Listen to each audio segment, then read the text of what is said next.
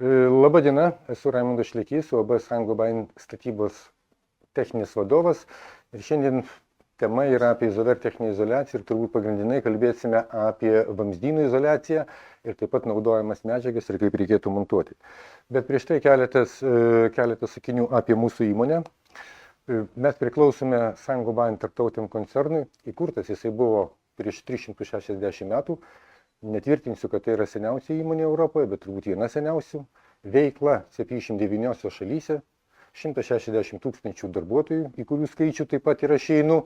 Turime apie 900 gamybos vietų. Lietuvoje yra 2 gamyklos, 3 bus paleista šių metų kovo pabaigoje. Metinė apyvarta koncernui yra apie 48 milijardai eurų, tai yra 2023 metų duomenys. Visus šitus duomenys jūs taip pat galite rasti Saint-Gobaino internetiniam puslapyje. O Lietuvoje mes esame UAB Saint-Gobain statybos gaminiai.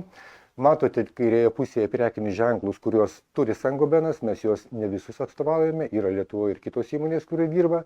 O Lietuvoje tai yra Weber prekiniai ženklai, tai yra mišiniai ir betonai, Izover izoliacija, tai yra tas sritis, kurioje aš specializuojuosi ir kurioje dirbu, gipso kartono sistemos, leka keramzitbetonio gaminiai ir ekafono akustinės lubos.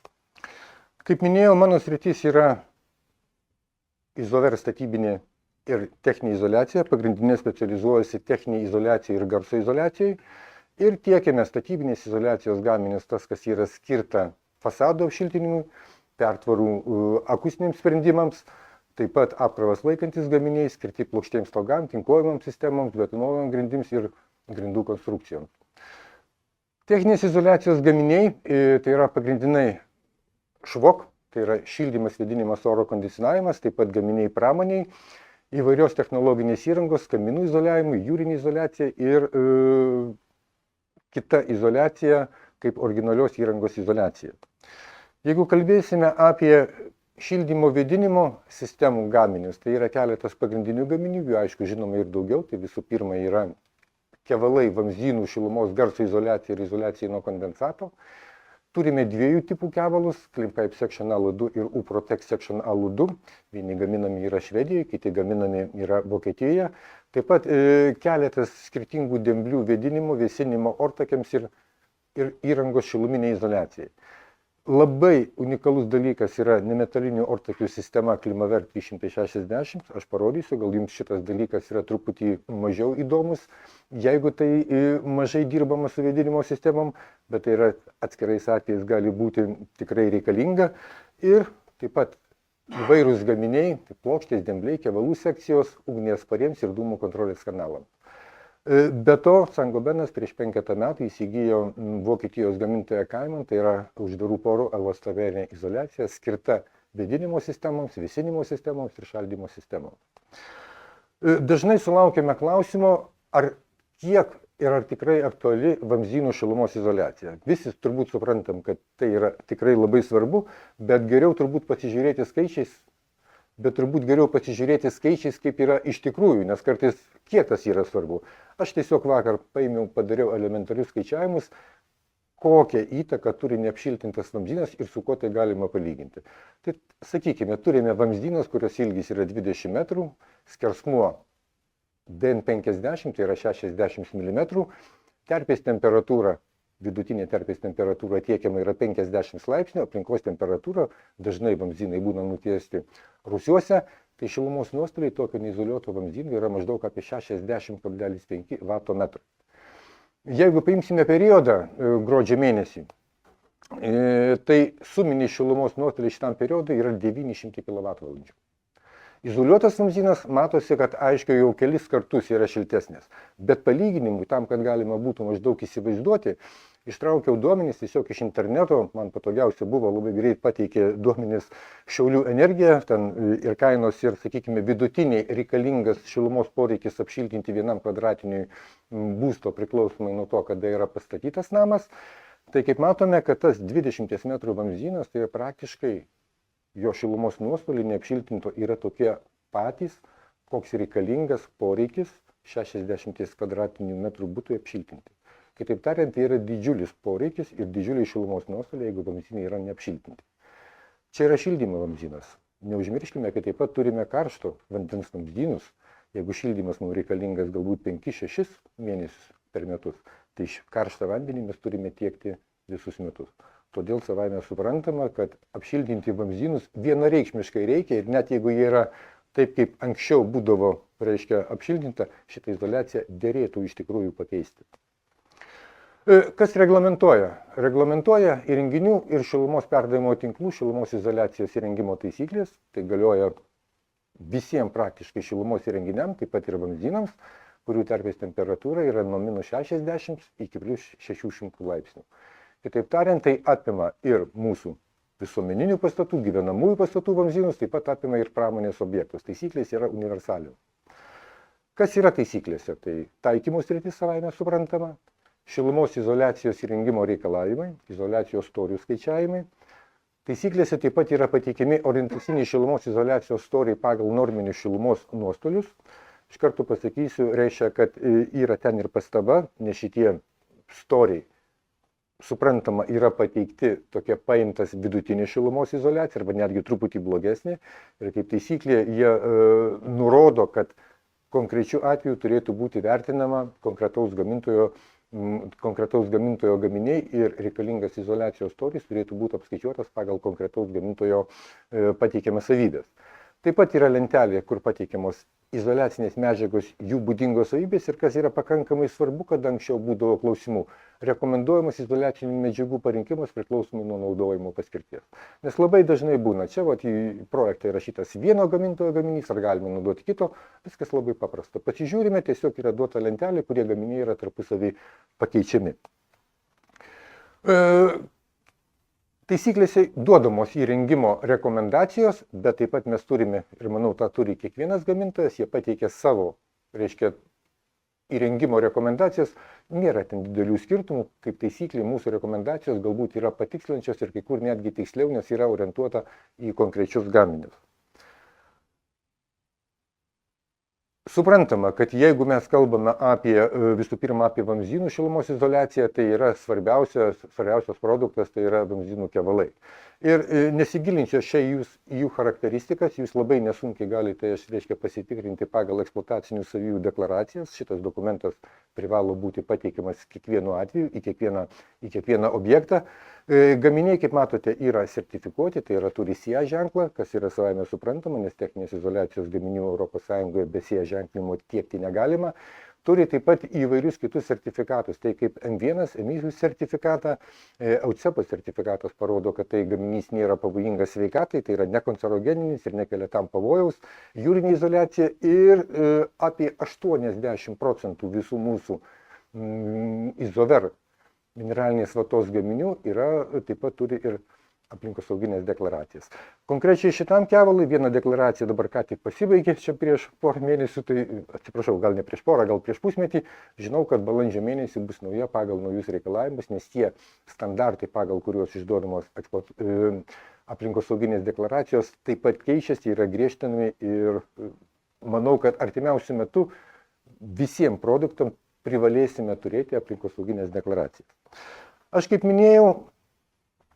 minėjau, kad taisyklėse yra duodami orientaciniai šilumos izoliacijos sluoksniai, tačiau rekomendacija taip pat atsižvelgti ir į konkrečius gaminius.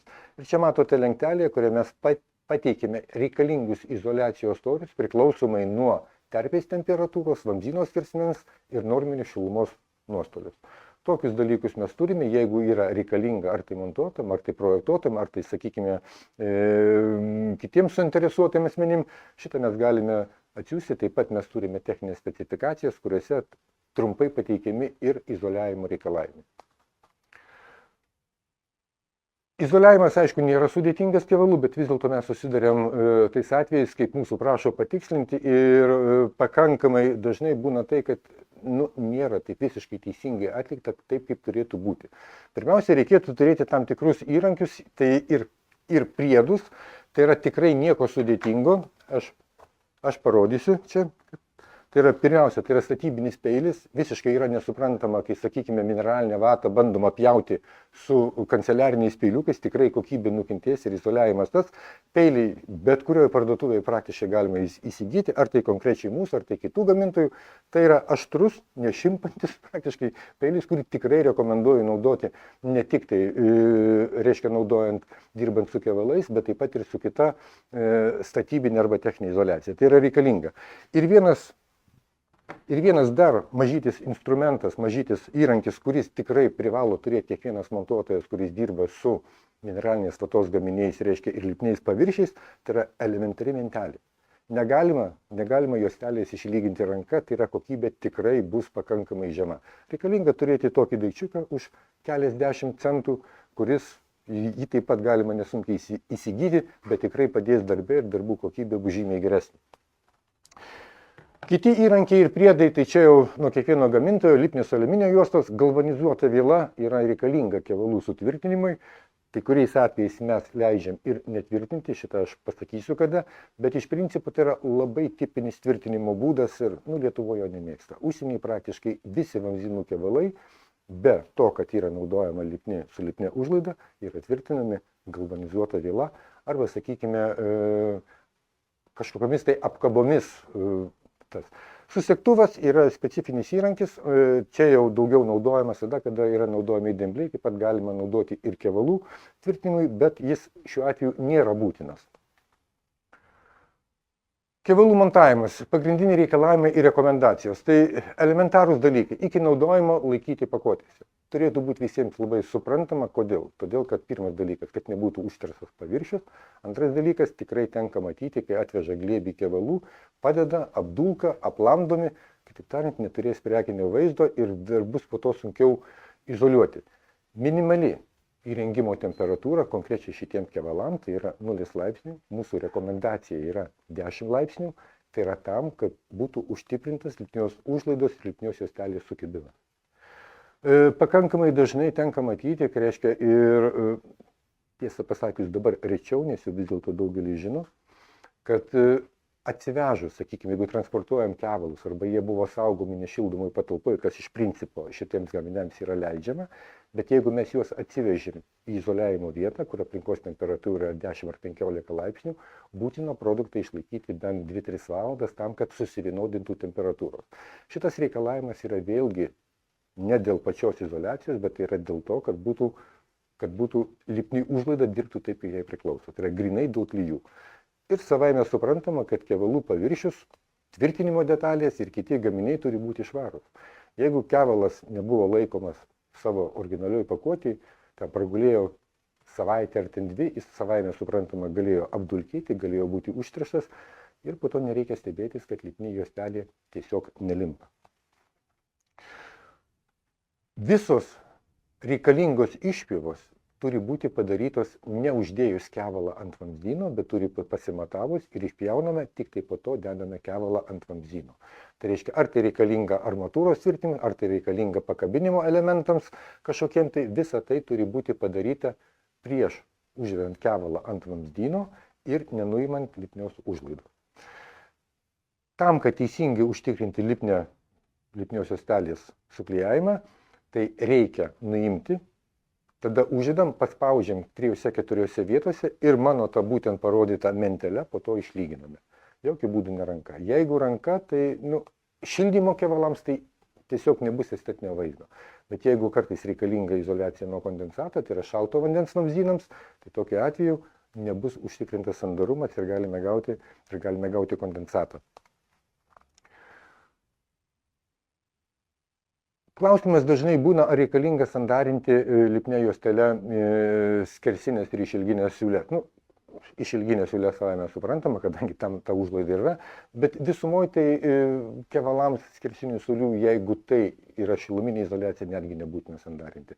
Ten jokio papildomo juostelėje, sakykime, šilumos efekto nepriduos.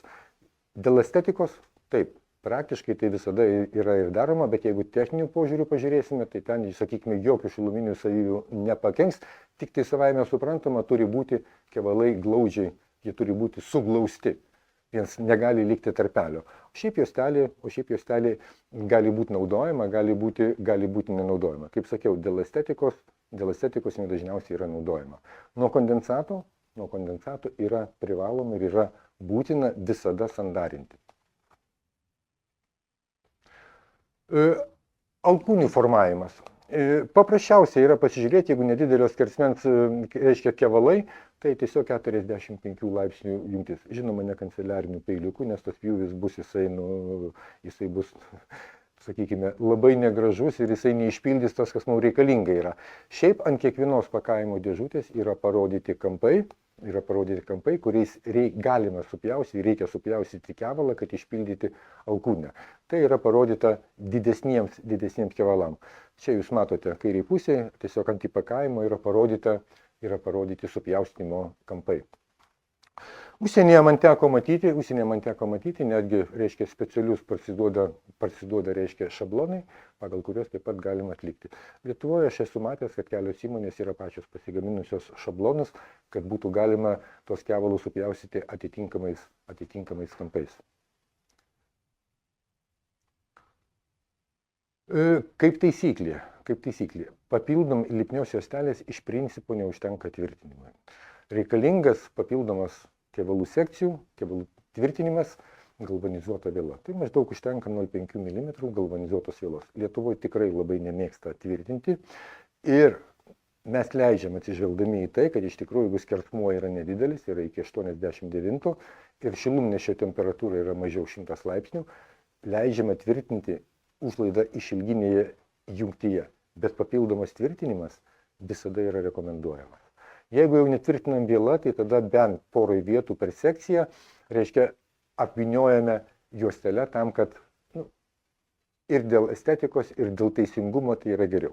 Jeigu izoliuojamo vamzdyno skersmuo yra daugiau kaip 89 mm ir temperatūra yra daugiau kaip 100 laipsnių, tada papildomas tvirtinimas yra būtinas. Šitą reikėtų daryti. Ir suprantama, ten, kur yra vamzdyno armatūros, tvirtinimo, atsišakojimo ir panašios vietos, izoliacija turi būti irgi tvirtinama papildomai. Tai yra arba galvanizuota vėlia, arba pagaliau blogiausiu atveju ta pačia lipnia juosta. Beje, jeigu tvirtinama yra lipnia juosta, mes rekomenduojame ne paprastai taip apvynioti, bet apvynioti ir lipnios juostelės suklijuoti tarpusavį ir tik tai po to užlenkti. Toks tvirtinimas yra žymiai patikimesnis ir žymiai geresnis. Galbūt kiek rečiau, čia daugiau galbūt yra pramonė, kai reikalinga yra 2 sluoksnių izoliacija. Kada reikalinga 2 sluoksnių izoliacija, tai bendra rekomendacija yra, kada izoliacijos storis daugiau už 100 mm. Manau, kad modernizacijos projektuose, reiškia, kai kalbam apie gyvenamosius arba visuomeninius pastatus, tai vargiai ir bus. Arba temperatūra daugiau kaip 250 laipsnių, tada privaloma yra 2 sluoksnių izoliacija. Čia daugiau tai liečia pramonės objektus.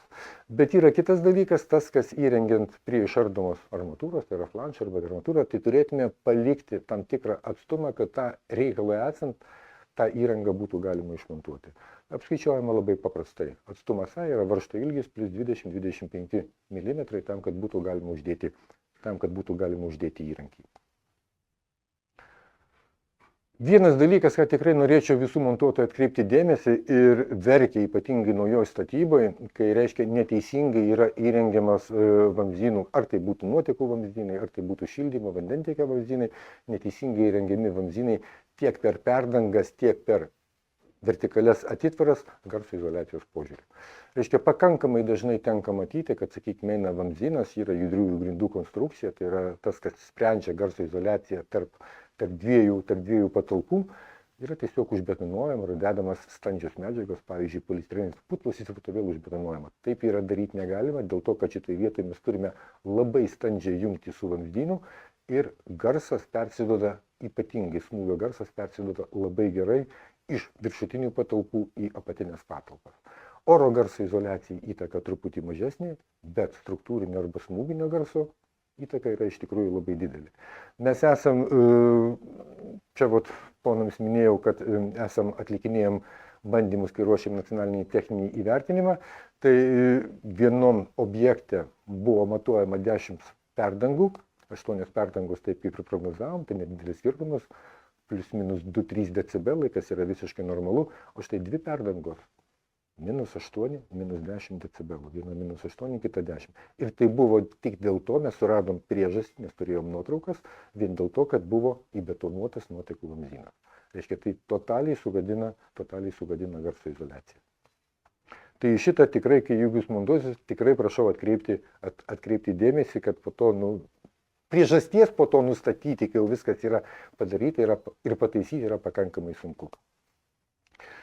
Angos priešgaisrinėse užtvarose išpildomos pagal gaisrinės saugos taisyklės. Aš vieną sprendimą mūsų turimą parodysiu, gal taip pat bus čia įdomu. Kaip supratau, ne visi ir ne visada gali, atlikti angų sandarinimą, bet aš tą sprendimą truputį vėliau parodysiu. Į ką noriu atkreipti dėmesį, čia aš iš esmės jau kalbėjau, bet sulaukiam klausimų, ar galima kloti į žemę, ar galima daryti, izoliaciją lauke. Tai jeigu yra izoliuojant lauke ar sudėtingomis sąlygomis, tikrai būtinos apsauginės dangos. Ta aliuminio juostelė, jinai tikrai nėra apsauginė. Apie žemę mes iš vis nekalbam, tiesiogiai į gruntą šitų vamzdynų kloti tikrai negalima. Taip pat dar atkreipsiu dėmesį, nors tai yra gal mažiau aktualu, kad gaminiams su paviršiaus danga, kas tai bebūtų, ar tai būtų vamzdynų kevala, ar tai būtų kita izoliacija su dangomis, paviršiaus temperatūra, priklausomai nuo gaminio, kaip deklaruoja gamintojas, yra nedaugiau 60 arba 100 laipsnių. Iš kitos pusės reikia suprasti, kad jeigu temperatūrą izoliuojam kažką, tai temperatūra ant paviršiaus 100 laipsnių, tai reiškia, kad ta izoliacija ne visiškai atlieka savo funkciją arba numatyti per mažį izoliacijos storį arba parinkta bloga tiesiog izoliacija. Bet bendru atveju reikia prisiminti, kad temperatūra paviršiaus izoliacijos negali viršyti 100 laipsnių pačią izoliaciją. Aišku, yra kiti apribojimai, tas, kas riboja dėl saugos, ten, jeigu darbo vietoj tai 45 laipsniai, jeigu ne darbo vietoj, yra 55 laipsniai, bet visumoje šitas yra dėl paviršiaus dangos priklijavimo prie pagrindinės bazinės medžiagos. Gal kiek rečiau jums būtų reikalinga, bet vis dėlto mes sulaukiam klausimą, ypatingai, pasibaigus žiemai, tai yra, kuo apsaugoti vamzdynus nuo užšalimo. Tai priklausoma nuo labai daugelio dalykų. Aplinkos ir terpės temperatūrų, vamzdyno skersmens, izoliacinės medžiagos, paviršiaus dangos, oro, vėjo. Bet iš karto noriu pasakyti, kad nėra šiluminės izoliacijos, kuri apsaugotų stovintį vandenį visą laiką. Kažkurį tai laiką taip, bet visą laiką apsaugoti šitos jos negali. Kaip pavyzdys, jeigu turėsime 28 skersmens vamzdelį, nutiesą lauke, tai stovintis vanduo, gal 6+8 laipsniai ir bus -15, tai toks vamzdelis po pusantros valandos pradės sušalinėti, po 3 valandų galite tą vamzdyną jau keisti. Jį tiesiog suplėšys. Koks yra būdas?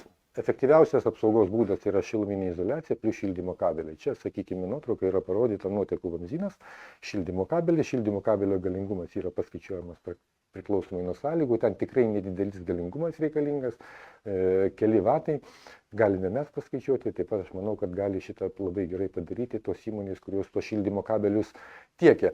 Rašau, efektyviausias būdas, iš principo yra ir antras būdas. Tai jeigu toksai vamzdynas yra, tai tiesiog reikia išleisti vandenį. Bet yra atveju, kai, sakykime, gal kažkurį tai laiką nefunkcionuoja, ten per šventes kažkurį tai laiką, 3-4 dienas ilgiau žiemos metu, tai savaime suprantama, geriau įrengti kabelį, negu išleidinėti vandenį. Kito būdo vamzdyno apsaugos nuo užšalimo tikrai nėra. Kaip minėjau, vamzdyno angų priešgaisrinis sandarinimas, jis yra gal renovacijų rečiau reikalinga, bet jeigu, sakykime, yra atnaujinami kažkokie tai visuomeniniai pastatai, tikrai pakankamai dažnai būna reikalinga, kada mūsų vamzdynai, tai yra ar nuotekų, ar šildymo, vandentiekio vamzdynai kerta priešgaisrinės atitvaras. Tai mes turime tokį sertifikuotą sprendimą, jis yra ganėtinai paprastas.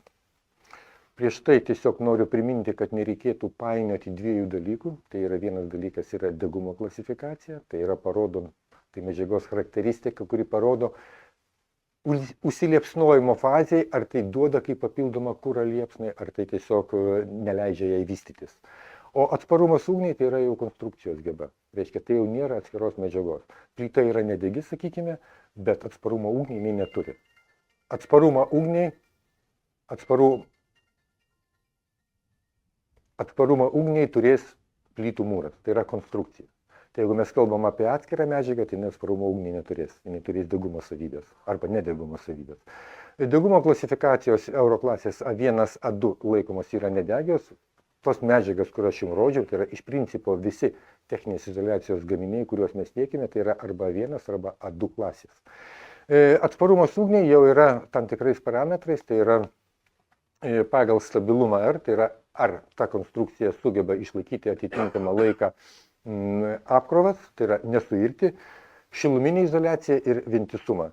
Tai klasifikuojama nuo 15 iki 360 minučių. Ne visos konstrukcijos gali turėti tokį laiką, sakykime, jeigu kalbam apie ortakius, tai tam paprastai būna iki 120, maksimum iki 240, o štai apkrovas laikančios konstrukcijos, kaip mūro sienos, gali turėti ir 360 minučių. Bet esminis dalykas tas, kad reikėtų skirti degumo klasifikaciją ir ugnį atsparumą. Kam skirtas? Tai yra šitas skirta visiems vamzdynams, visiems metaliniams vamzdynams, tai yra varis plienas, nerūdijančio plieno ketaus ir taip pat plastikui. Tai PE grupė, PPC grupė ir aliuminio kompozito grupė. Metaliniams vamzdynams yra sertifikuota nuo 8 iki 219 mm, plastikui yra nuo 14 iki 110 mm.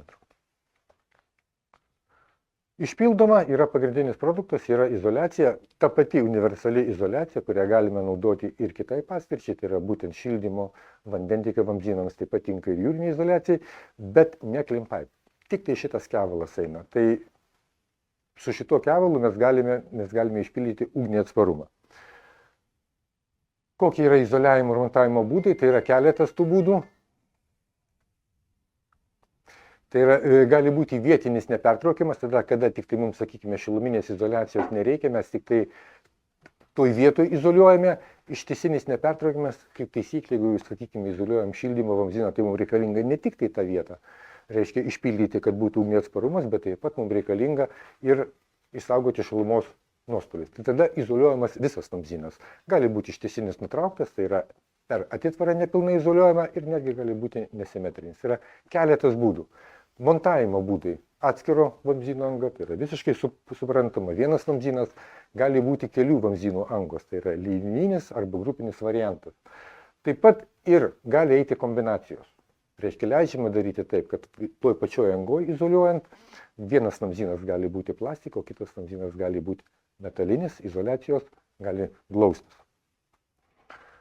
Angos įrengimo tipai yra 7 metaliniam vamzdynams ir 2 yra plastiko vamzdynams. Reiškia, pačios įvairiausios modifikacijos, atsižvelgiant ir į garsą, ir tai tas, kas mums reikalinga, bet pagrinde, tiek kaip mums teko susidurti, yra naudojamas standartinis būdas, kuris yra pakankamai paprastas. Šiai parodysiu. Tai yra, turime kažkokią tai atitvarą, kuria yra priešgaisrinis reikalavimas, yra nutiesiamas vamzdynas, dedama izoliacija, paliekant atstumą nuo atitvaros iki izoliacijos paviršiaus nedaugiau 50 mm ir šita vieta, šita anga užpildoma pačiu paprasčiausiu elementariu skiediniu, kurio tankis nemažiau 600 kg. Praktiškai visi eina. Tai gali būti skiediniu, betonu arba gipso užpildu. Jeigu yra storesnės atitvaros, mes rekomenduojam vieną specialų gaminį, vien dėl to, kad jis yra pakankamai įtakus ir jeigu yra nedidelė ertmė, yra tiesiog patogiau užpildyti. Tai kaip matote, tikrai įrengimo būdas yra labai paprastas. Savaime suprantama, turi būti ir atitinkamai įrengti laikikliai. Kaip parenkama izoliacija?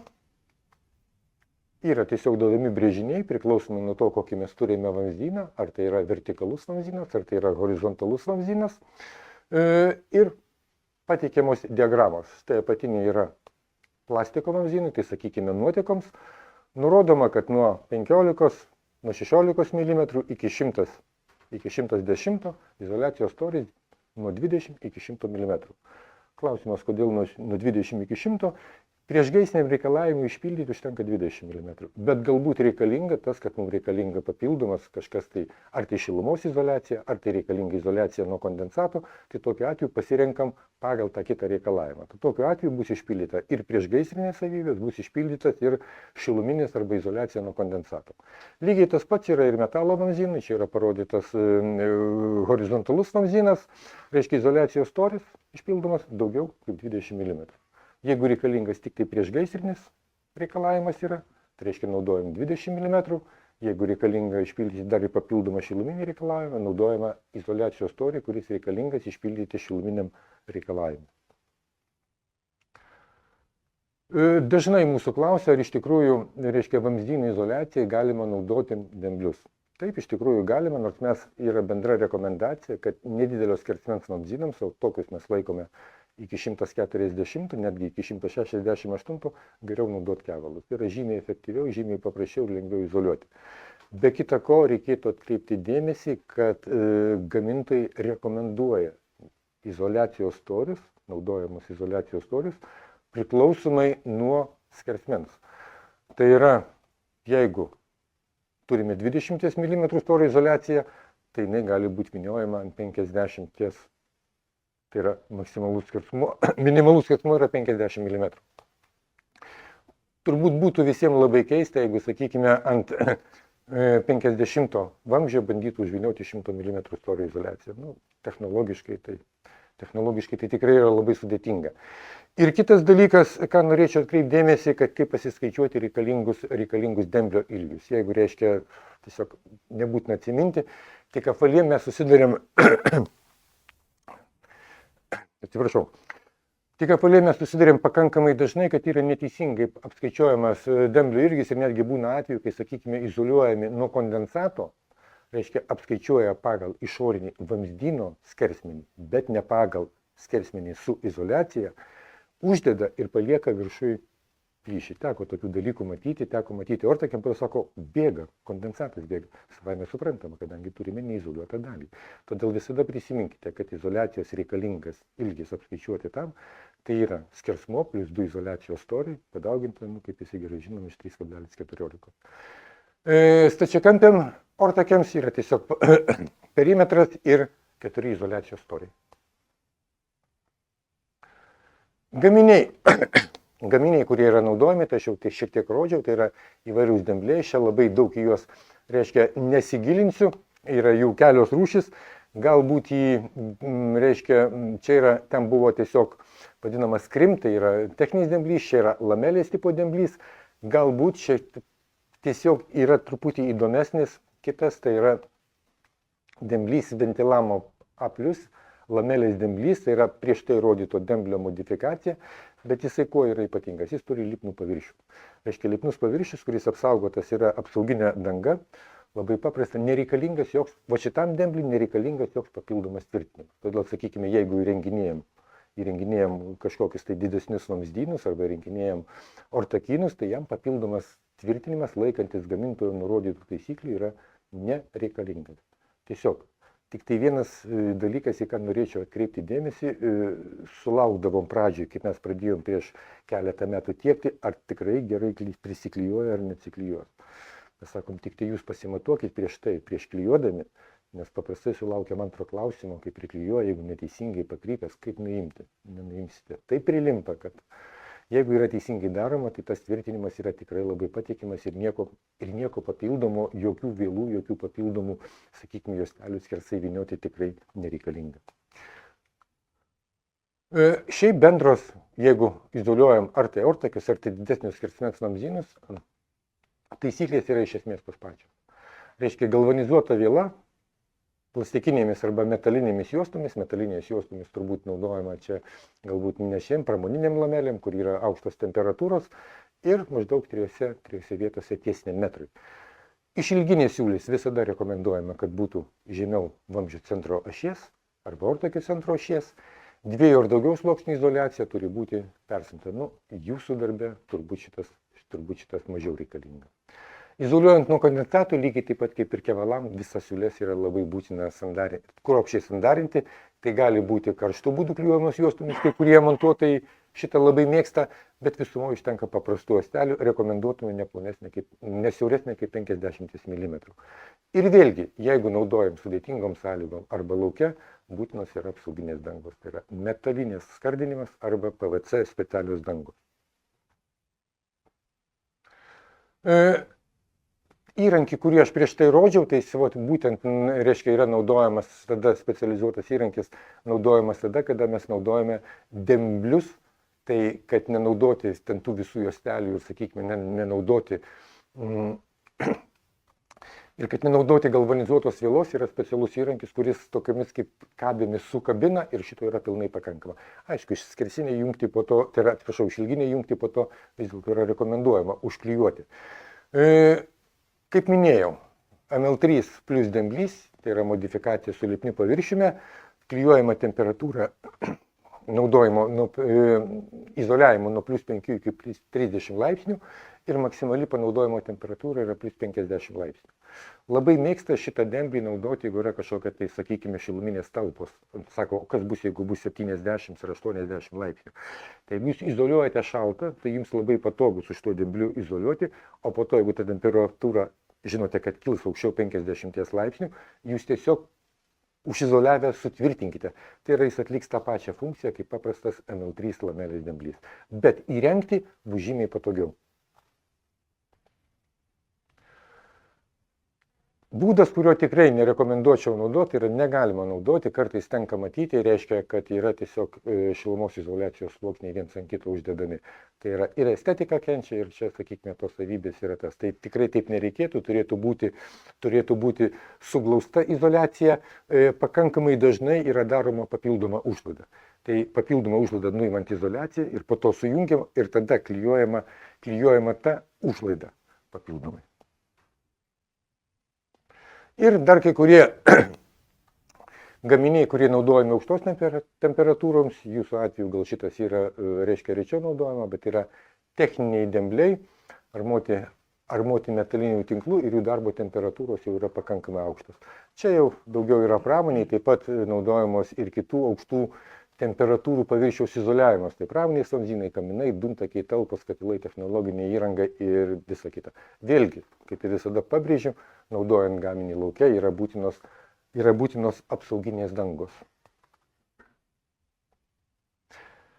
Vienas dalykas, kur iš tikrųjų aš norėjau parodyti ir galbūt jums rečiau susitiksite, reiškia, nes tai yra jau vėdinimo sistemos, bet turime vieną iš tikrųjų labai unikalią vėdinimo sistemą Klimaver ortakiai.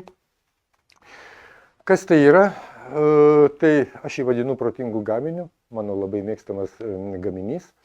Skirtas jos yra vėdinimas, garso izoliacija, šilumos izoliacija, izoliacija nuo kondensatų ir taip pat gali būti sprendžiama su juo dizaino problemos, tai yra architektūriniai sprendimai.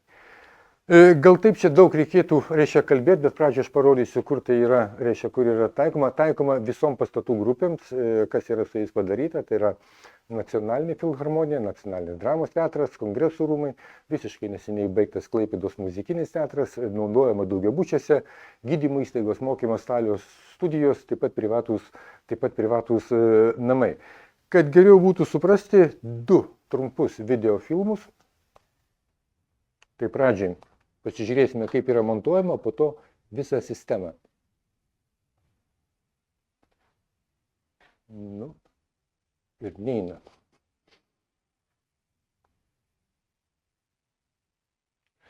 Pabandysiu taip pat persijungti.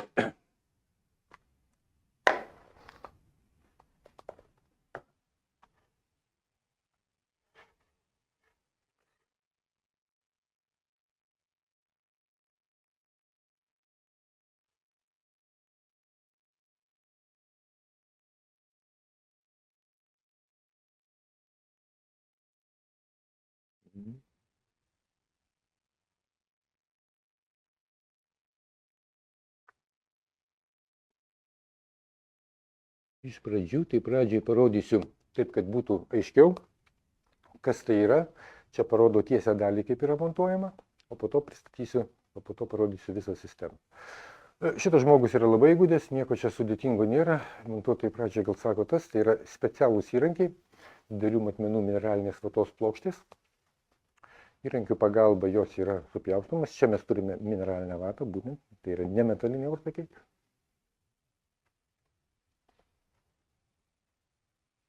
Yra atliekami pjūviai.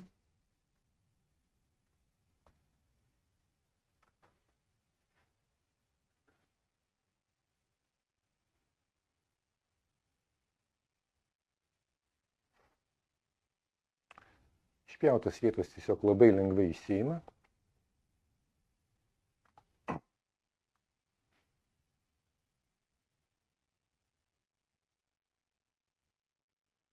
Susegama, klijavimas yra nereikalingas.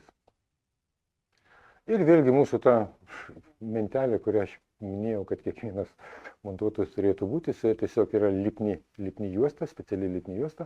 Ir tokio mes turime tiesią dalį, iš kurios gaminamos vėliau yra ir daugelis fasoninių dalių. Ir dabar aš parodysiu dar vieną filmuką, kuriame bus pristatyta visa sistema.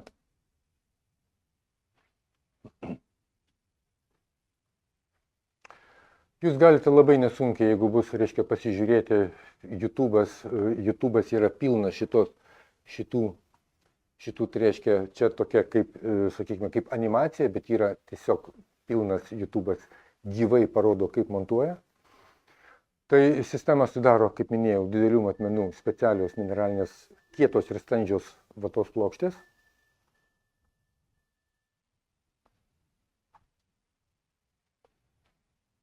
Čia tiesiog parodo, kur yra įrengta.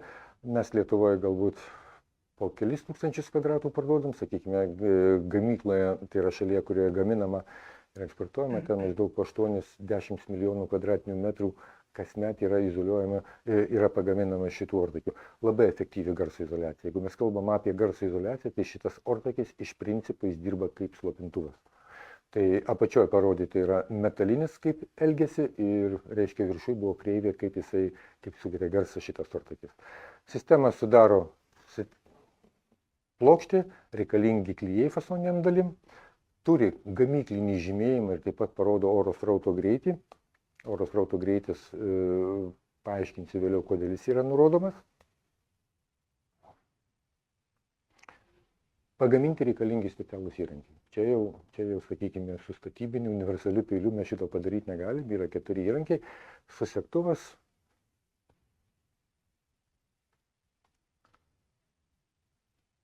Taip pat peilis, čia jau patogiau naudoti šitą peilį negu tą, specialus peilis.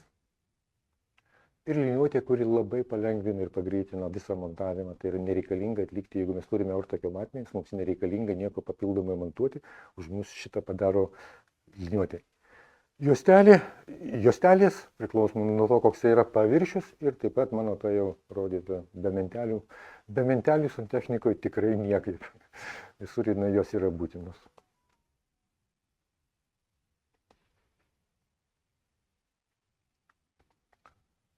Klijai naudojami fasoniniam dalim gaminti, tiesia sekcija nereikalinga, ir 2 rūšių profiliai, kurie naudojami vienu atveju, kai yra labai didžiulis slėgis iki 800 paskalių, kitu atveju, sakykime, naudoti įvairių ar tai liuko padarimui, ar tai, sakykime, prijungimo prie metalinės įrankos.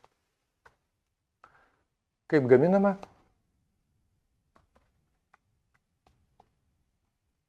Du peiliai, kurie turi savo spalvas, tai yra fasoniniai peiliai.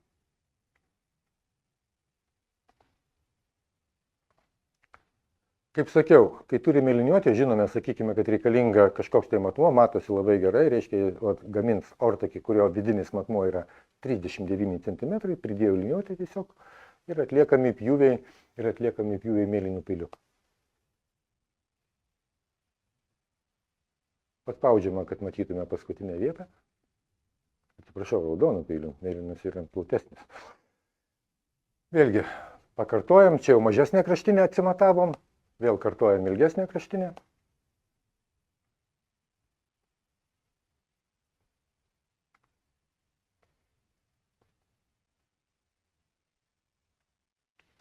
Platesniu peiliu, kuris suformuoja papildomą užlaidą, atpjaunama.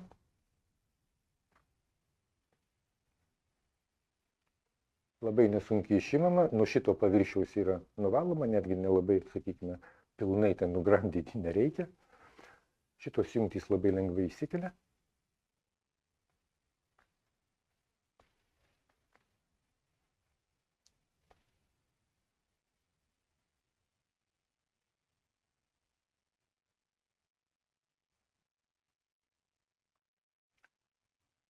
Kaip sakiau, klijavimas yra nereikalingas, tiesiog susegama maždaug kas 5 cm ir lipni juostelė.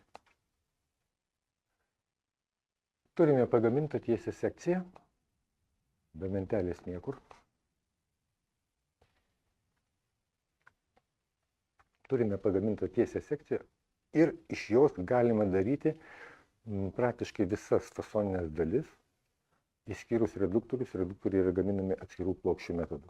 Taip pat galima ortakius montuoti iš 2 dalių, gali būti 3+1 dalis lygiai taip pat, arba netgi iš 4 dalių. Mano rekomendacija, ypatingai jeigu, sakykime, tie, kurie nėra įgudę, tai naudoti ištisinio kas, tai yra naudoti tik tai iš 4 arba iš 3.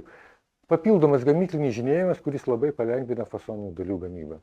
Taip pat parodys, kaip pagaminti alkūnę, nes kartais klausia, o kaip alkūnė gaminasi? Labai paprastai, naudojame jau kitus peilius. Vienas yra tiesus, kitas yra 22,5 laipsnio. Rekomendacija yra 200 mm nuo krašto. Ir pagal šitą liniją, tie, kas yra mažiau įgudę, netgi pasižymė, bet šiaip tai yra nereikalinga. Įpjauna pagal gamyklinės linijas. Jeigu bus pjaunama ne pagal gamyklinės linijas, tai jūs negausite, reiškia, tada reikia matuotis jau žymėtis, nes gausite ne 90 laipsnių alkūnę, o kažkokią tai kitą. Šitas peilis yra fasoninis, jis yra pakrypęs 22, reiškia, su pusę laipsnio. Taip netinka, niekaip kitaip. Atliekami pjūviai, matosi kuriuose vietose.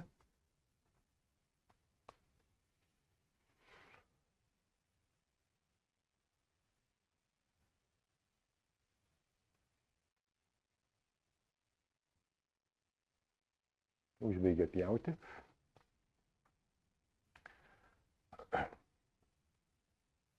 Praktikoje viskas vyksta lygiai taip pat. Aš nesu labai geras montuotojas, bet pasižiūrėjęs 2 kartus tą filmuką, man tenka retai montuoti, kartą į mėnesį per seminarus, bet reiškia tas tiesiog apsukama. Ir čia jau reikalinga papildomai turim 90 laipsnių alkūnę. Čia jau klijai yra reikalingi. Klijai atlieka dvigubą funkciją. Pirmas dalykas sandarina paviršių, kas yra svarbu, ir taip pat yra papildomas mechaninis tvirtinimas. Nors per seminarus aš, aišku, nesiterlioju su klijais, tiesiog lipni juostelė, kas irgi pako. Ir vėlgi lipni juostelė, Lipni juostelė beje ne bet kokia, tai yra 50 mikronų grynas aliuminis. Labai tampri. Turime tas, jeigu reikalinga, galime pasigaminti tokią dalį, pasigaminti antį. Tai yra, iš esmės, gaminamos yra visos fasoninės detalės, tas, kas reikalinga mūsų sistemams. Batas, atšaka, dviguba atšaka, triguba atšaka. Tai yra, visą šitą galime pasigaminti.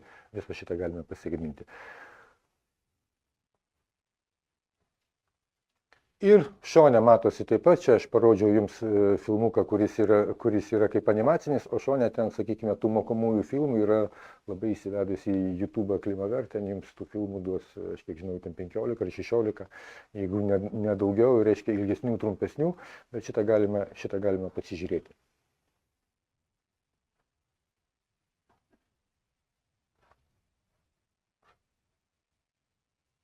Grįžtu aš į savo prezentaciją, kurią praktiškai aš jau kaip beveik baigiau.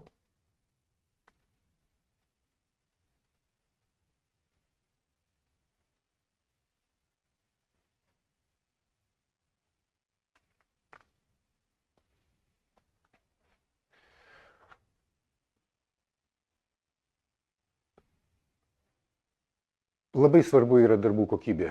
Ir prieš baigdamas savo pristatymą tiesiog kviečiu visus nusišypsoti ir nemanau, kad reiškia visur montuotojai, sakykime, pridaro įvairių fokusų, bet man teko sakyti, čia ne Lietuvoje, reiškia, statybų šedevrais, tai reiškia yra užsienio šalyje, kurie pateikia, labai originaliai yra įrengtas vėdinimo ortakis. Tikrai nesiūlau taip daryti, čia reikia, sakykime, išmislo sugalvoti, taip matosi, kažkas tai skubėjo į vonios kambarį, jau palankstytas yra. Vėlgi, kai kalbam apie renovaciją, irgi ne Lietuvoje, reiškia labai įsivyšęs Europos šalis, tai čia nesuprasi, ar čia, sakykime, nauja statyba buvo, ar čia buvo renovacija, bet labai akivaizdu, kad, sakykime, reikės iš naujo viską perdaryti. Tai, šildymo sistema ir atitvara. Tai aš manau, kad Lietuvos montuotojai ir tas tikrai tokių dalykų nedarom. Tai ir galbūt ir nedarykime, o tikrai šitie yra tas leidžiamas yra žurnalas, vienoje labai įsivyščiusių vakarų šaly, kur pavadinamas statybų stebuklai arba statybų šedevrai, ten geriausius nominantus aš tiesiog 3 paėmėm, nors ten jau bent 20 duota. Tai ačiū Jums uždėmesį ir gal turėsite klausimų, reiškia ne tik tai iš to, ką aš skaičiau, gal domint reiškia ir kiti dalykai apie izoliaciją, tai prašau klauskite. Mes, aišku, čia su vyrais prieš tai truputį, tie, kurie sėdi kambarį, šiek tiek aptarėm, tai, bet jeigu turite, prašau.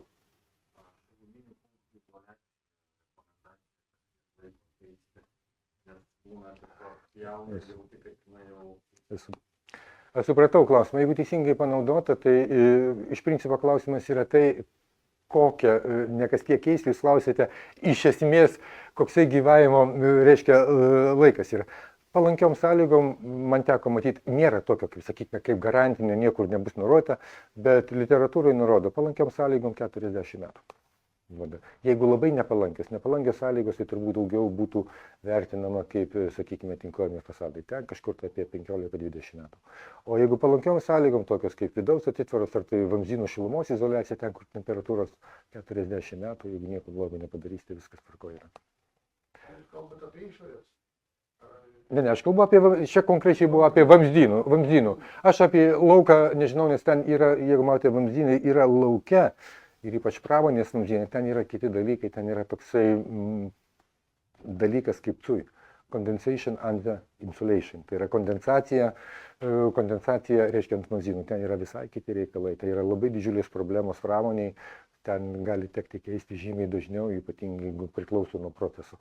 O šiaip jeigu šilumos punktai, tas kas paklausė, tai aš manau, kad šilumos punktas, kol tarnaustas, tai ten tikrai, jeigu teisingai įrengta dabartinės izoliacijos, ar tai mūsų, ar tai kitų gamintojų, jokių problemų nėra.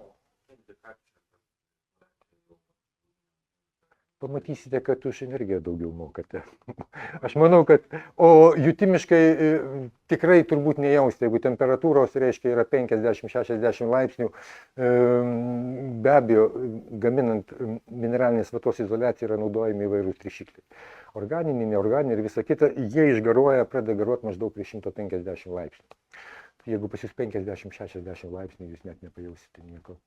Pavyzdžiui, Jonas būna jauną izoliaciją, nes išpultėjusi trūko ir toliau, tai čia ne indikacija, kad nežinau, kuriai, tame tarpe man labai būtų įdomu šitą dalyką pamatyti, nes jeigu tai yra temperatūros 50-60 laipsnių, aš tokių dalykų nesu susidūręs.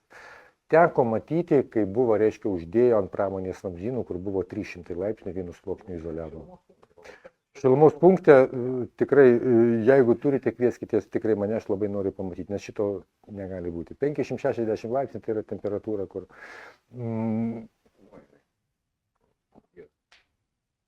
man neteko tokio dalyko matyti. Bet labai gerai, būtinai pasakysite, jeigu dar tas, jo. Nes aš žinau, kad izoliuota, aš dirbu su šita izoliacija 20 metų, tikrai man neteko matyti. Bet informacija yra įdomu. Kodėl izoliacija atsiklijuoja va taip po mėnesio, po 2? Kas kaltas? Juostelę turite galvoj. Ir šita juostelė, tai apie juostelę, kad jinai jau atvažiuoja ir jinai arba su klijais atsiplėšia, arba jinai nepasiklijuoja. Jūs kalbate apie juostelę, ar jūs kalbate apie aliuminio foliją? Su dembliais Būna kartais, tai gali būti, sakykime, kažkokia tai apie kevalus, nenoriu kalbėti apie kitus gamintojus, teko girdėti, su mūsų kevalais buvo vienu metu su U-Protect. Šitas klausimas jau yra įspręstas. Bet kad tokių dalykų gali pasitaikyti, gamybai visko būna. Reiškia, tai tikrai gali būti, tiesiog dėkite į šoną. Tiesiog dėkite į šoną, gražinkite tas, nors nereikia sakyti, sakykime, kad mes po to panaudojam, tiesiog reikia gražinti. Man teko su U-Protect kevalais, taip iš tikrųjų mes esam pasiuntę ir davė pretenzijas gamintojui, tai buvo. Nes tai buvo labai nauji kevalai ir po to ten 8 priemonės papildomas įdėgė tam, kad suderinti procesą. O su Cleanpipe kevalais aš, kažkaip tai man tas skirtumas yra didžiulis, jeigu atkreipsite dėmesį, kaip yra vieno ir kito kevalo įspręsta aliuminio folija. Reiškia, skirtingai daro. Reiškia, skirtingas gamybos. Cleanpipe kevalai yra gaminami, viskas yra apvyniojama juostelė, juostelė yra užklijuojama ant viršaus ir tada yra prapjaunama. U-Protect kevalai, reiškia, lipni juostelė eina kartu, tai yra apvyniojama ir lipni juostelė yra iš tos pačios medžiagos. Tai su Cleanpipe kevalais man tikrai neteko matyti, kad ten, aišku, viską galima atplėšti, bet jeigu pasitaikys, čia labai paprasta. Gražinate tiesiog iš ten, kur pirkote ir viskas keičia, jokių problemų čia. Gamyboje gali visko būti, aš nesakau, kad nėra, tikrai gali būti. O izoliacinė juosta kevalam būtinai naudot armuotą? Mūsų juostelės, atvirai pasakius, tą, ką aš rodžiau, niekas neperka. Mano juosta yra nepaprastai gera, bet labai nėra brangi. Ir ten jokio armavimo nėra. Armuotas juostos yra, kartais rašo, tai yra tiesiog aliuminio taupimas. Tai yra galima panaudoti armuotai juostai plonesnio aliuminio sluoksnį. O tą, ką aš jums rodžiau, tas yra, tai yra 50 mikronų, gaila, kad neatsinešiau parodyti, 50 mikronų grynas aliuminis. Jisai ir labai gerai formuojasi ir sunku perplėšti, tai jo stiprumas yra didelis. O jeigu, reiškia, tų juostelių yra labai daug. Mes turime pigesnių, turime brangesnių, bet jeigu kalbam apie tas pačias labai piges, tai, aš turiu labai brangę, tą, kur jums rodžiau, ir turiu kai kurias yra pigesnės, bet taip pat geras. Bet mes, jeigu taip atvirai kalbant, į rinkos kainas mes su jomis yra, jeigu yra perkama pati pigiausia, tai mes pas. Bet yra jų? Rinkoje kokių tik norite, yra. Jūsų toks? Yra. Tikrai yra ir va šitą, tas gaila neatsivežiu. Nes 80% izoliuoja su paprasta, net nearmuota. Tai nearmuota, jeigu tai yra aliuminis, viskas tvarkoja. Ne, va ta, kur, popierinė tokia. Jūsų pasirinkimas. Mes juostas pateikiam, bet sakau, pardavinėjam jų. Klimaver ortakiams tai tik tai tą juostą naudoja, nes ten negalima. O štai kai kurie montuotojai perka, reiškia, ten, kur sakoma, reikia labai gražiai ir labai kokybiškai padaryti, perka būtent šitą brangią juostą. Bet tai yra pavieniai atvejai, jinai per daug brangi yra. Tai čia viskas nuo produktų priklauso. Skersinės suklijavimus tuos tai daro. Tai jūs sakėt, kad nereikia, o projektai netgi yra parašyti, kad kas 30 cm daryti. Kodėl tada taip pat? Ne, tai kas 30 cm čia nurodo kaip papildomą tvirtinimą apie tą, ką aš kalbėjau, kad jis yra labai rekomenduojamas. Skersinė yra, tai yra tiesiog, kad uždengtų jungtį, tai yra daugiau estetika. Šilumos užklijavę 20 mikronų aliuminio juostą mes ten nieko nesutaupysime, ten apie tai kalba neina. Bet reiškia, jeigu nurodo, kas 20-30 cm projektai, tai čia būtent projektuotojas padarė labai teisingai, jis nurodė papildomą tvirtinimą. Čia yra kaip papildomas tvirtinimas kevalo. Ir tas dar ant viršaus, kur elektrikų tom sutraukam. Tai arba tais, arba ne. Arba tuo. Ir nereikia perveršti, nes kartais taip, nes kevalas vis dėlto jis yra mineralinė vata, jį galima deformuoti. Tai reikia, sakykime, su protu šitą dalyką užveršti.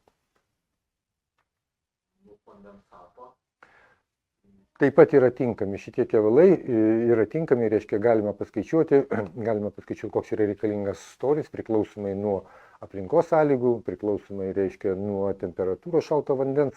Tik čia jau labai kategoriškai visos jungtys turi būti labai gerai išpildomos. Ir va ten tų juostelių, kurių sakote prastų, mes tikrai nerekomenduojame. O pakankamai gerų juostų yra, jas gal... Būna, kad tu nupjauni izoliaciją, ten vanduo sėdi. Tai čia yra tik tai dėl nekokybiško ir beje nekokybiško reiškia būna iš tikrųjų tas, kad matosi kartais kaip yra izoliacija nuo kondensato išpildyta, matosi tarpe, reiškia, lipni juosta nėra priklijuota. Ta, ką aš sakau, kodėl šitą reikia išlyginti, tam, kad būtų patikimas jungtis. Kaip įvertinti? Labai paprastai. Jeigu jūs naudojate, reiškia, juostelę, bent jau su mūsų šitą juostą, perbraukiam kelis kartus ir matome, nes ir šitie gaminiai ir kevalai, jie yra taip pat armuoti. Čia viskas suprantama yra. Tada, kada pasimato tinklelis, kad išlindo, reiškia, viskas yra tvarkoj. Reiškia, bazinis medžiagos tinklelis, kai išlindo tas armavimas, tai tada viskas tvarkoj. Ir kitas dalykas, atkreipkite į, reiškia, kaip yra armuota juosta, nes akutės gali būti 10-10, gali būti 5-10. Tai šitas irgi yra svarbu. Ir kaiman dabar, ne, ta izoliacija yra. Taip, elastomerinė izoliacija. Jau kaip ir kaitlė, tai visi vadina kaitlė. Nepainiokite, du atskiri gamintojai. Reiškia, gali būti... Daugias sluoksnis vandens vadina Henko, tai reiškia... Reiškia, taip. Tai jinai tinka nuo kondensato? Puikiausiai. Iš esmės, jos pagrindinė paskirtis, aš ją netgi ne tiek, jinai tinka žemom temperatūrom ir šilumos izoliacijai, bet mums, sakykime, šilumos mums reikia 30 mm, tai bus žymiai per daug brangu. Tai būtent elastomerinis izoliacijos, yra, kaip sako, sintetinė guma, kaučiukas, tai šitie gaminiai būtent ir yra skirti izoliacijai nuo kondensato, vėsinimui, ortakiams, vamzdynams ir taip pat šaldymo įrangai. Jie gali dirbti iki -50, atskiri sprendimai yra iki -180 laipsnių. Ten eina vis specialus gaminys. O šiaip šitie gaminiai tam ir yra skirti. Jų pirminė paskirtis yra. Jeigu mineralinė vandens paragavo, tai ją kaip... Reiškia, yra iš tikrųjų dalykas, kas yra kai kuriem produktom nurodoma, toksai trumpalaikis, ilgalaikis vandens įmirkis.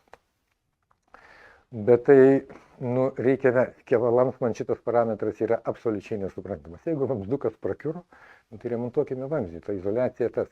Šiaip tai, jeigu bent jau procento dalys pakliūna izoliacija, šilumos mes nebeturėsime.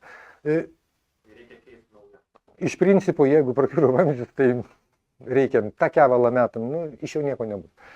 Reiškia, trumpalaikis vandens įmirkis jis gali būti aktualus, jeigu yra izoliuojami fasadai. Ten, sakykime, nespėjo užsidengti ir įstrižinis lietus arba, sakykime, sniegas.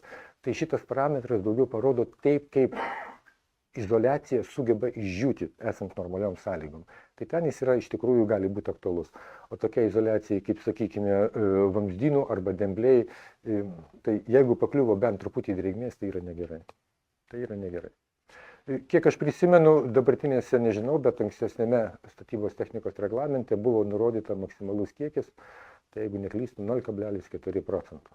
O įsivaizduokite, trumpalaikis vandens įverkis yra deklaruojamas, reiškia, mažiau lygų 1 kilogramui. Ką reiškia į kvadratinį metrą? Ką reiškia kilogramas į kvadratinį metrą? Na, jeigu demblys sveria, sakykime, jo lyginamasis svoris 25 kg į kubinį metrą, 100 mm storio izoliacija 2,5 kg. Ir mes kilogramą vandens tenai įprūdijam.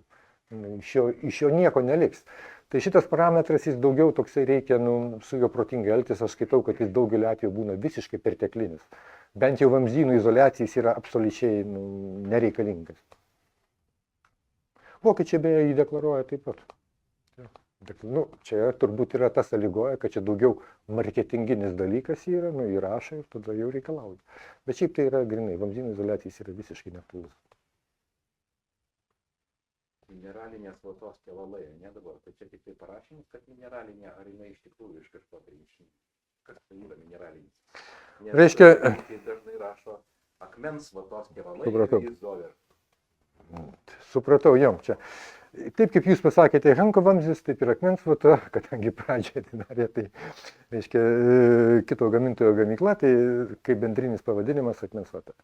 Iš tikrųjų, reiškia, jeigu mes pasižiūrėsime, tai yra mineralinė vata ir bendras vienas jai standartas, šitam to standarto numerį rodžiau 14303, tai yra techninė specifikacija mineraliniam vatom. Mineralinės vatos tai yra stiklo vata, akmens vata, ultimate vata, kur yra priekyje rašoma U, tai yra ultimate vata ir šlako vata. Šlako vata, tai visos šitos vatos yra mineralinės vatos. Ir vienas joms yra, jos gaminamos pagal vieną ir tą pačią standartą, tą pačią techninę specifikaciją, reikalavimai visoms yra absoliučiai vienodi. Reiškia, pagal tuos pačius reikalavimus. Šlako vatos mes jau gamybos nebeturime, bent jau vakarų Europai nežinau, kažkur tai dar yra išlikę. Bet jūs jos galite rasti, jeigu, sakykime, tenka numontuoti senus, va ten, kur aš rodžiau, grįžti reikėtų Gal daugiau stiklo vatos, ne šlako? šlako vata. Vat būtent yra tas, ten buvo gaminama šlako vata. Ir visiškai nepainiokite su tos stiklo vata, kuri yra dabar. Šlako ją vadino stiklo vata, ta šlako vata dėl to, kad ten rasdavo stiklo gabalų. Ko tik nori, ten ir gabaliukų yra. Aš ir pats sodė susiradau, pas mane buvo kaminas izoliuotas ten iš jos. Tai yra visiškai suprantama, kodėl taip yra. Dėl to, kad gamybos procesas buvo kaip akmens vatos. O žaliavos, stiklo vatai naudojamas, sakykime, smėlis arba stiklo dužinos. O ten praktiškai, žvyras, elementariai žvyras. Savaime suprantama, kad išlydimas labai skirtingas buvo. Ir išplaušinimas visiškai kitoksai yra. Todėl šlako vata ir stiklo vata yra du skirtingi produktai. Tai jūs dar galite rasti šlako vatose senuose pastatuose. Saint-Gobain gamina stiklo vatą, gamina akmens vatą ir gamina Ultimate mineralinės vatos, mineralinę vatą.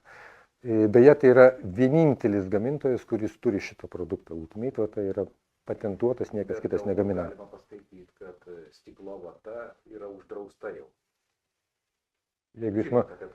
Jeigu jūs man tokį dalyką parodysite, Yra tikrai. Parodysiu.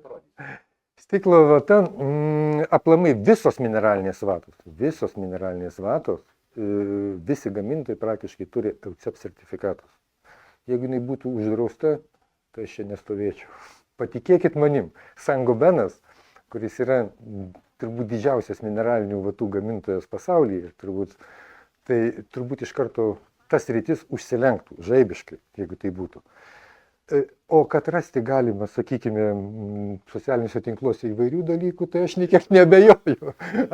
Aš niekiek neabejoju, kad šito dalyko galima rasti. Aš netgi turiu atvejį, kai techninė priežiūra nepriima. Techninė priežiūra, Kai buvo akmens vata parašyta, o mes naudojame mineralinę vatą. Žinote, visko būna, aš sakau, ir projektuose labai kartais įdomių dalykų matau ir, sakykime, projektuotojų tikrai, kaip sakiau, niekada negalima, reiškia, sakyti, kad jis yra ten blogai ar nevykia. Jiems reikia nepaprastai daug žinoti ir be abejo būna netikslumų ir būna klaidų. Būna, kad ir techninė priežiūra, sakykime, tas, bet būna techninė priežiūrai parodai, nes standartas yra absoliučiai tas pats, reiškia, ir ten net nėra įvardinta, o netgi atvirkščiai, jeigu kalbam apie garsą izoliuojančias konstrukcijas, reiškia, tai jūs rasite tikrai pabrėžtą visur. O jeigu literatūrą skaitote apie garsą stiklo vata. Beje, labai įdomus dalykas yra, tas sakykime, kad šiluminėms savybėms nustatyti yra naudojami etalonai. Dabar nežinau, bet dar prieš keletą metų visoms, va šitą etaloną visoms, galbūt ne visoms, bet daugeliu gamyklų, tame tarpe ir kitiems gamintojams, kurie gamina ir yra konkurentai, gamina Saint-Gobain. Dabar aš negaliu, bet būtent tas etalonas yra iš stiklo vatos. Bet klausimas geras, aišku, tenka. Ta tarybinė žalia izoliacija, kaip iš tikrųjų, ar dar to yra ar nėra? Kurioj žalioj? Kur nudažyta? Tarybinė. Gipsas, ten kažkoks kreida. Oi, negaliu atsakyti, už kito gamintojo tikrai negaliu komentuoti, negaliu atsakyti. Tokia senovinė būna izoliacija, labai senuose daugiabučiuose populiaru, tokia žaliai nudažyta, tai būna ten vata, tinklas ir paskui. Tai vata tinklas, tai grįšim, tai čia yra tiesiog, tą, ką aš rodžiau, tai čia pačioj, čia visai, žinokite, va ten yra, aš grįšiu tiesiog, rodysiu. O Jėzau, kiek yra. Yra. O Jėzau. Tai yra, bet tie žmonės, kurie mažai. Mes kalbam, va čia yra šlako vata, čia yra ne stiklo vata, čia yra šlako vata, tikrai šlako. Čia man labai konkrečiai vietą žinau, kadangi tai yra ten, kur aš anksčiau gyvenau Vilniuje, ten yra, reiškia, Rusijai buvo po to ten visą izoliaciją keitė savaime. Tai čia yra šlako vata. Taip.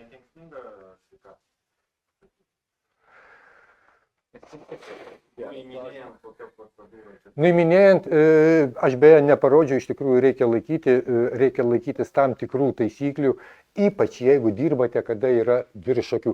Bendros rekomendacijos yra labai aiškios. Reiškia, drabužiai turi būti.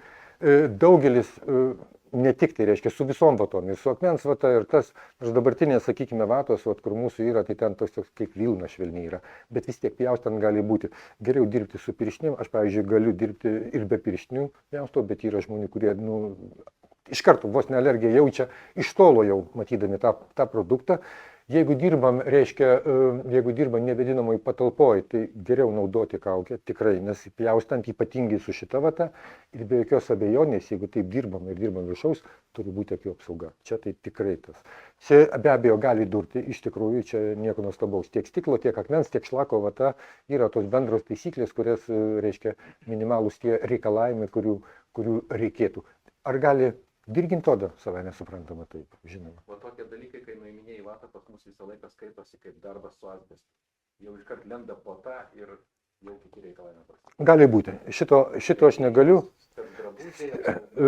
Senų, jo. Tikrai ypatingai, jeigu, sakykime, yra maža erdvė nuiminėti, tai gali būti iš tikrųjų, aš pilnai sutinku. Nes man teko tik tai 3 metrus sode demontuoti. Reiškia, dūmtakio, tai, patikėkite, tikrai bjaurus darbas, aš pradžiai dar, sakykime, ir be kepurėlės, ir po to žaibiškai išlėkiau iš patalpą ten turėjau rimčiau apsirengti.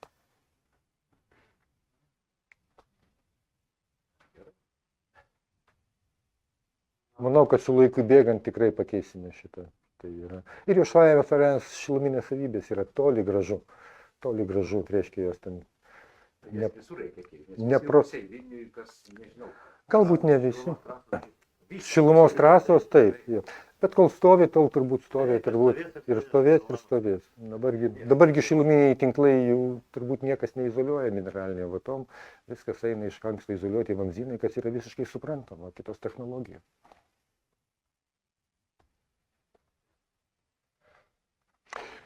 Jeigu reikėtų informacijos, sakykime, apie kitas izoliacijas, arba, sakykime, apie sprendimus ar kažkokių tai dokumentų, tai žinoma, galite kreiptis į mūsų atstovus, tie, kurie tiekia medžiagas, bet be jokios abejonės galite kreiptis tiesiai, reiškia, tiesiai ir į mus, jeigu tas liečia techninę izoliaciją, tai konkrečiai šiuo atveju mane aš, ar tai dėl dokumentacijos, ar dėl kažkokių tai kitokių klausimų, žinoma, aš atsakysiu. Ačiū visiems. Konkrečiai paklaus, pavyzdžiui, tas rulonas, ne tos geros izoliacijos, kiek kainuoja, neatsimenate eurais. Oi, žinokite, kainų aš tikrai negaliu atsiminti, keli šimtai produktų tikrai negaliu atsiminti. Vien kevalų apie 80 pozicijų, kaip aš galiu. Tai čia toks produktas. Bet jūs kalbate apie aliuminio juostą? Brangu. Brangu tai 100, brangu tai 50. Ne. Pabandysiu ištraukti iš atminties. 50 metrų rulonas turbūt apie, jeigu neklystu, kokia 18 eurų. Tai čia kaip gų. Taigi paprastas kainuoja 19 eurų parduotuvėje. Jūs mažmenoj nežiūrėkite, jūs mažmenoj nepirksite. Jeigu 18 kainuoja, tai čia aišku, kad... Jeigu labai įdomu, galėsiu po seminaro pasižiūrėti, jums aš turiu bazinį kainyną čia. Nu, tai aišku. Gerai, ačiū visiems labai. Jeigu turėsite dar klausimų, prašau.